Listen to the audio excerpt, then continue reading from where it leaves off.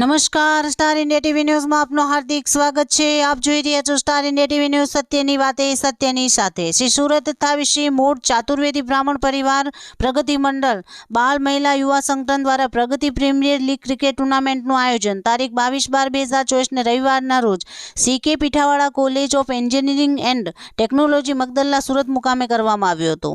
સવારે 8 કલાકે જ્ઞાતિના વડીલો શ્રી રમેશભાઈ વૈદ્ય, શ્રી દીપકભાઈ શાસ્ત્રી, શ્રી ગિરીશભાઈ પુરોહિતના વરદ હસ્તે આ ટુર્નામેન્ટ ને ખુલ્લી મૂકવામાં આવી હતી, જેમાં ભરૂચથી લઈને વલસાડ સુધીની 12 ટીમોએ ભાગ લીધો હતો।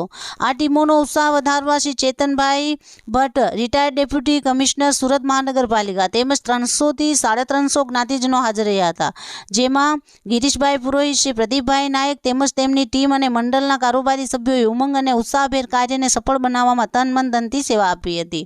આ ટુર્નામેન્ટમાં ડુમસ એની ટીમ વિજેતા થઈ હતી અને ટ્રોફી શ્રી ગિરીશભાઈ પુરોહિત, શ્રી દીપકભાઈ શાસ્ત્રી તેમજ શ્રી બ્રિજેશભાઈ શાસ્ત્રીના વરદ હસ્તે આપવામાં આવી અને વિપ્રા વોરિયર્સ નવસારીની ટીમ રનર્સઅપ થઈ હતી અને તેમને ટ્રોફી શ્રી રમેશભાઈ વૈદ્ય, શ્રી કમલેશભાઈ ભટ્ટ તેમજ શ્રી ચિન્મય જોશીના વરદ હસ્તે આપવામાં આવી।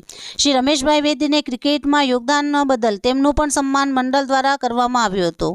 તેઓ નેશનલ તેમજ ઇન્ટરનેશનલ મેચોમાં એમ્પાયરિંગ તેમજ સ્કોરર તરીકે પણ કામગીરી કરી ચૂક્યા છે। Star India TV news all part reporter Harikrishna Bhatt, જિલ્લા સુરત।